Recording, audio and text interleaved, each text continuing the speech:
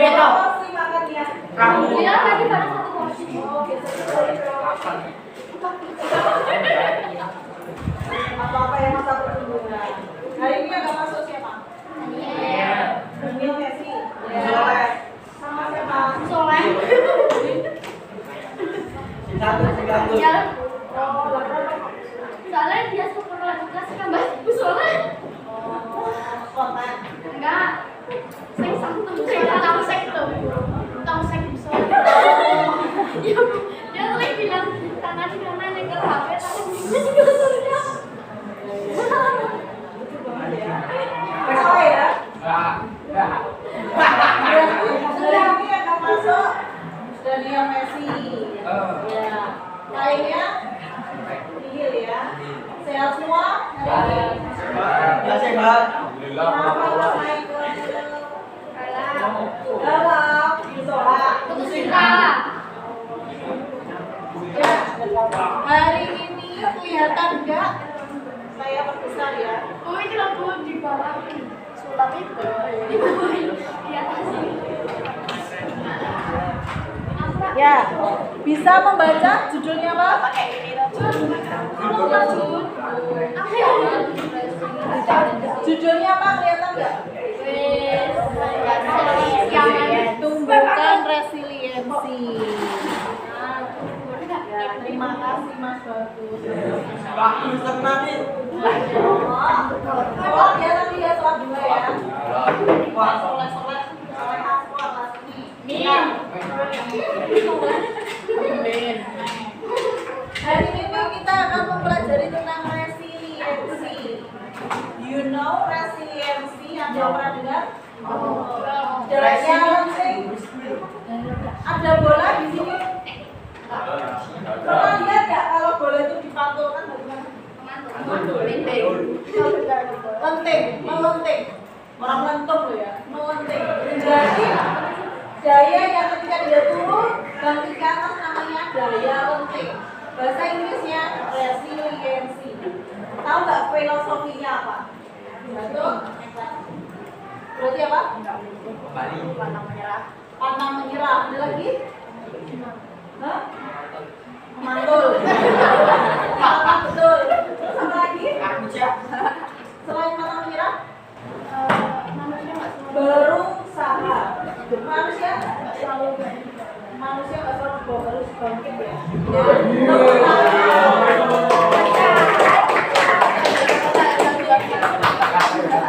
Bagus bagus. Ya, hari ini kalian saya bagi menjadi 4 orang satu kelompok ya. Jadi mejanya silakan digabung atau kalian porsinya bisa balik butuh 2 meja saja. Kita akan menyusun menara dari kartu remi. Contohnya seperti ini.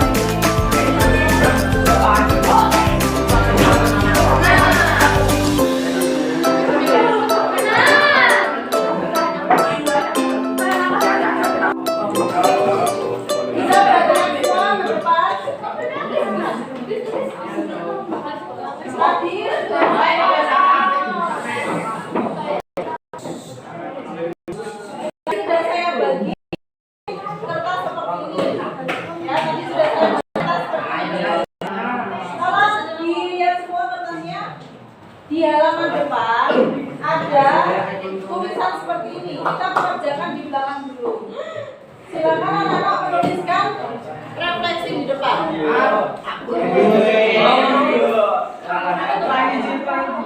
Ketika menara kalian goyah,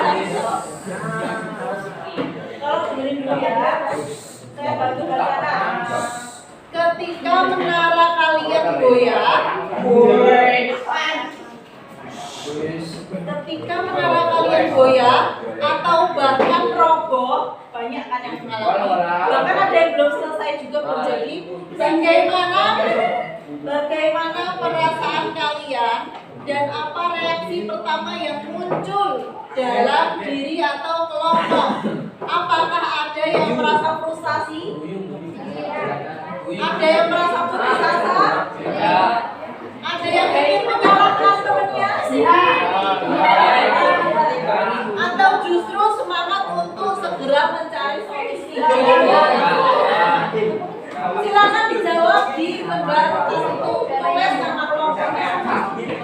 Tulis jawabannya ya. Bagaimana perasaanmu ketika membuat cara itu dan ketika roboh bagaimana?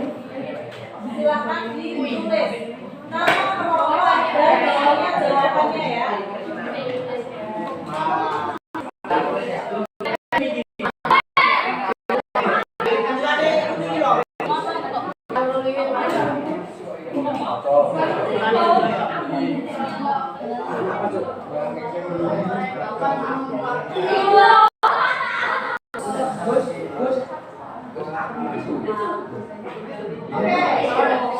Pertanyaan kedua, pertanyaan pertama silakan tadi kerjakan ya. Pertanyaan yang kedua, di luar permainan ini, coba pikirkan pengalaman di kehidupanmu di sekolah ataupun di rumah di mana kalian pernah merasa menara kalian roboh, maksudnya pertahanan atau perjuangan kalian roboh. Bagaimana kalian merespon situasi itu? Jadi yang pertama kalian menceritakan membangun menara. Pertanyaan yang kedua, kamu merealisasikan ke kehidupanmu sehari-hari. Kamu pernah mengalami apa? Bagaimana cara mengatasinya? Ya, dikerjakan sekarang. Saya kasih waktu 5 menit. Bisa dulu.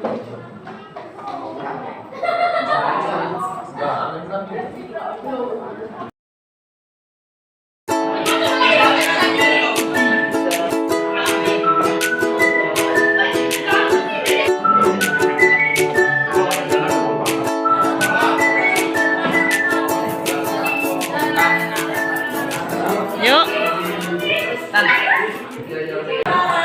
Anak-anak, tolong yang depan membacakan ini yang dari sinar. Pengertian dari yang kelihatan.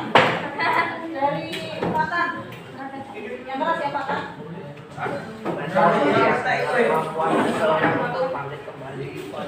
Dan mulai dari kesulitan, stres atau trauma yang dialami dalam hidup ini adalah kemampuan untuk mengatasi kesalahan satu lebih kuat setelah menghadapi tantangan. Oke. Berarti poinnya resiliensi itu adalah sebuah kemampuan kamu, sebuah kemampuan kamu dalam menghadapi sebuah masalah. Pernah nggak kamu mengalami masalah terus pasrah, diem, putus asa gitu? Nangis, frustasi, stres. Ya, itu berarti daya resiliensimu perlu ditingkatkan. Tapi kalau kamu itu sudah positive thinking, mikirnya solusi, bukan mikir masalah, berarti kamu sudah punya resiliensi yang bagus. Kenapa Bu resiliensi itu penting? Karena ya setelah ini kita tayangkan gambar. Nah, mengapa daya lenting makin penting? Lihat ini nanti. Ada kejadian siswa di sekolah bunuh diri karena dibully. Akhirnya dia apa? Bully. Kita beberapa waktu sudah membahas tentang bully ya, jadi nggak boleh bully ya. Kemudian siswa SMP bunuh diri saat HP disita. Masalah mereka hanya HP disita, tapi responnya sudah frustasi yang berlebihan sampai bunuh diri. Berarti daya resiliensinya, pemikirannya dia kurang. Jadi dia itu mikirnya yang negatif. kok HP ku disita, aku masih nggak bisa ngapa-ngapain. HP itu penting bagiku, HP itu segala-galanya bagiku kan jadinya berlebihan kan. Akhirnya dia tumbuh pemikiran yang tidak baik. Aku nih HP kurang boleh bisa sekolah.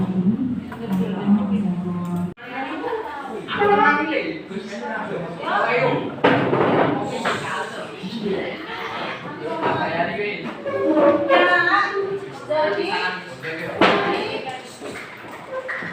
anak-anak sudah memperhatikan bahayanya sebuah bahayanya ketika kamu memiliki residensi yang rendah. Bunuh diri memang sangat bahaya, tapi penyebabnya pasti ada kan. Ada orang yang memiliki daya lenting yang rendah itu mereka memiliki pemikiran yang negatif, jadi irasional. Jadi dia memikirkan, aku begini, temanku jangan-jangan aku punya salah, jangan-jangan tapi aku salah ngomong, padahal itu sesuatu yang belum terjadi, tapi kamu punya pemikiran yang kayak gitu. Nah itu berdoa ya Kak ya. Tipsnya ya kita perhatikan selanjutnya. Nah ini ada beberapa poin penting. Ya, yang bisa bahasa Inggris siapa nih? Ale.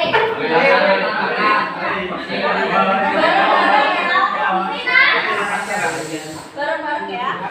Self resiliency berarti daya lenting diri. Positive perspektif artinya apa?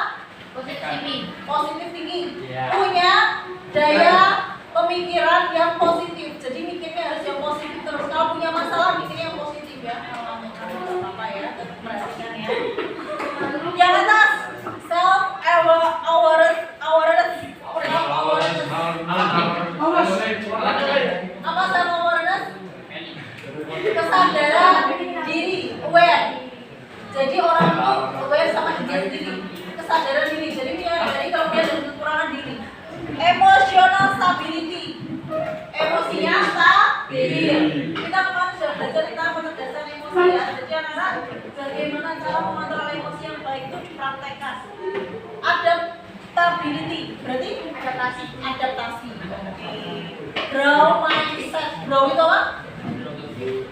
Mindset. Berarti artinya pemikiran yang bertumbuh itu sangat penting. Effective problem solving. Bisa menyelesaikan masalah. Self compassion. Empati. Sama teman tuh harus empati.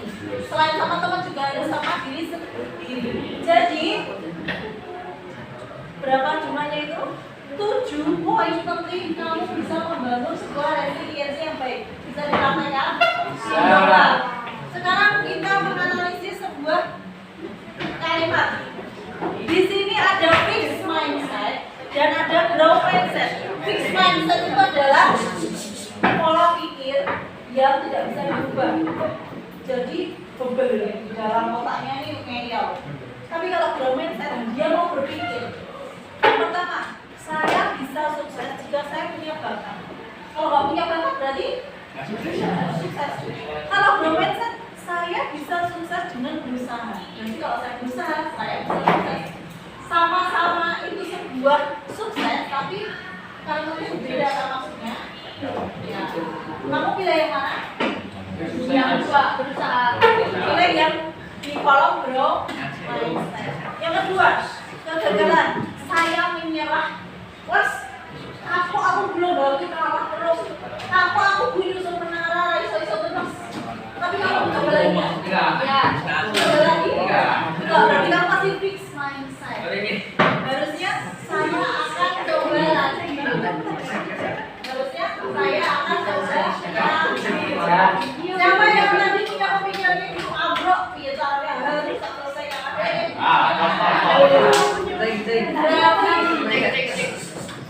Jadi kamu sudah mempraktekkan growth mindset. Soalnya nggak gampang. 3. Saya tidak bisa. 3 ini saya belum bisa. Mengapa kalau masalah itu jadi sama aku terus? Aku selalu punya masalah ini terus aku bingung. Dicoba solusi apa yang bisa saya lakukan biar masalah itu selesai. Tuh dirubah ya. Kemudian yang terakhir, saya sakit hati.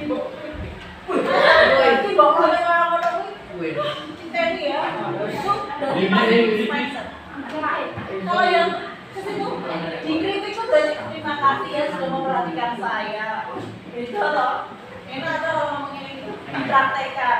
Bisa kalau kamu di luar langsung makasih ya udah memperhatikan gitu. Kamu berarti aku ya. Ya sama tak ngono.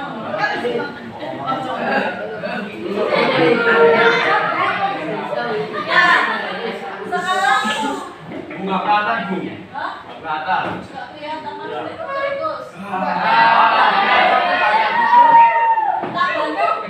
Saya bantu baca ya. Kamu yang menjawab ya. Ini termasuk fixed mindset atau growth mindset. Saya percaya bahwa kecerdasan dasar saya adalah sesuatu yang tidak dapat saya ubah terlalu banyak. Fixed mindset. Yang kedua, ketika saya menghadapi tantangan, saya biasanya menyerah karena saya merasa tidak cukup mampu. Saya percaya bahwa saya dapat meningkatkan kemampuan dan bakat saya jika saya berusaha dan bekerja. Saya cenderung menghindari tantangan karena saya takut terlihat bodoh atau gagal. Harusnya gimana nih? Saya mencoba tantangan.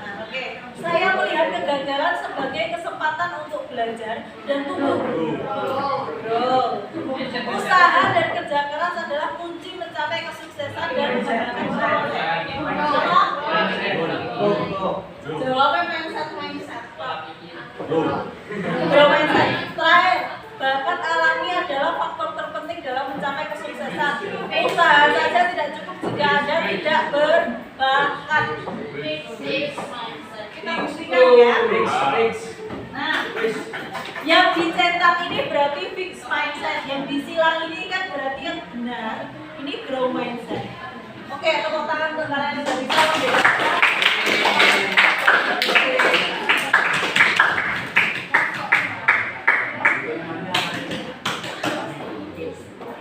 Oke, sekarang kita beralih ke pelajaran kita sebentar ya. Pernah disampaikan sama pemberi. Jadi ini ada neoplastisitas otak kita. Di dalam otak kita tuh ada neoplastisitas. Sebuah saraf, ya. Neoplastisitas adalah mekanisme biologi yang mendasari growth mindset. Setiap kali kita dengan growth mindset, yang mengakibatkan growth mindsetnya menghadapi tantangan dan berusaha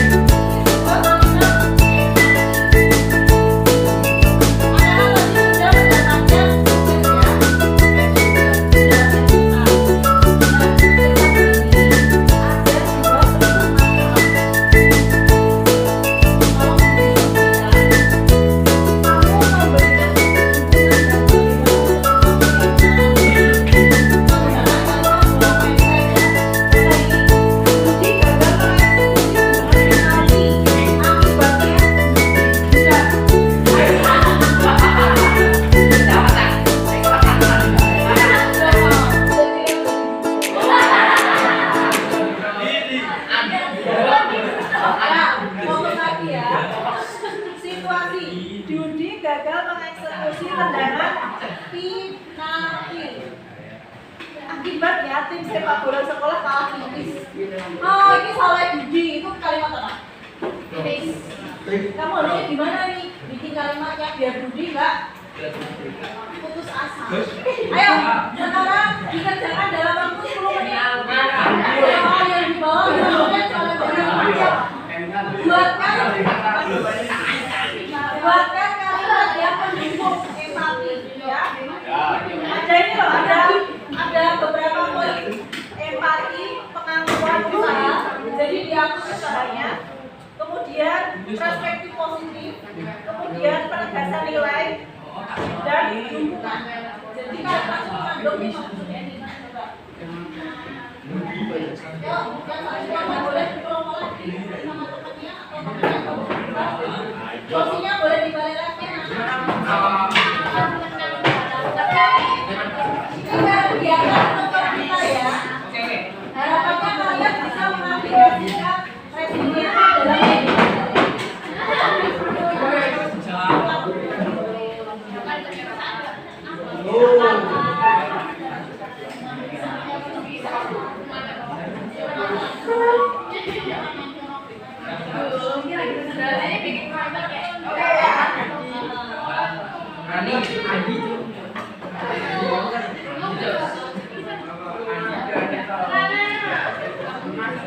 jadi anak membuat kalimat dukungan untuk teman yang punya masalah ya. Yang pertama Budi, yang kedua siapa? Adi, jangan gua Adi. Buat yang baik. Buat yang baik. Buat yang baik.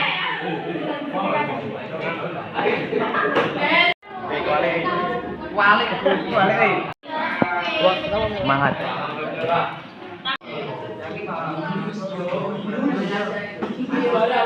Ya, kita review sebentar ya. Tapi kegiatan yang pertama kita ngapain? Yang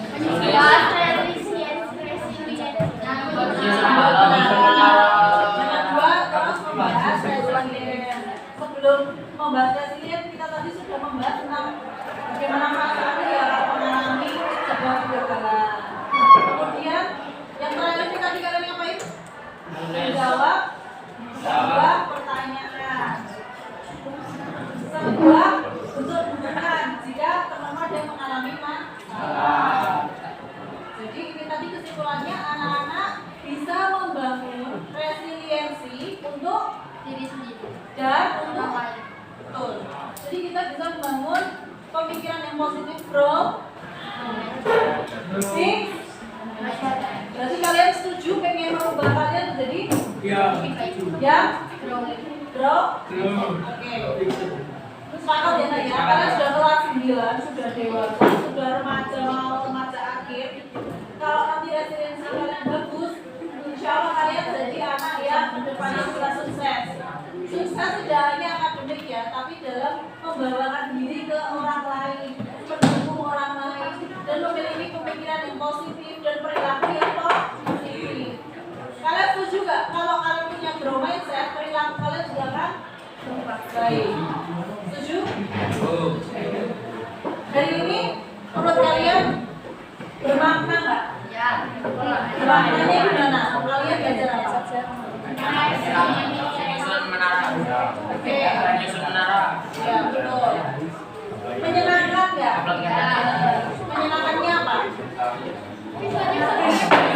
Bisa bermain remi ya, itu sebuah healing ya, sederhana ya. Kalian bilangnya saya suruh mendengarkan bisa terus. Saya ceritanya ini bisa lagi memperbaiki diri. Biar kita itu nggak monoton, ramai terus. Kalian harus belajar supaya kalian juga praktek mengolah apa yang saya sampaikan. Karena kalau ada praktek yang kinestetik kemarin gimana belajarnya pasti di jadi tadi kalian membangun menara itu termasuk pembelajaran yang kinestetik. Kalau mendengarkan seperti biasa, kalau melihat seperti tadi saya sampaikan membuat LCD dalam bentuk. Oke, mungkin itu saja anak. Terima kasih ya. Kamu mau kemana? Terima kasih ya.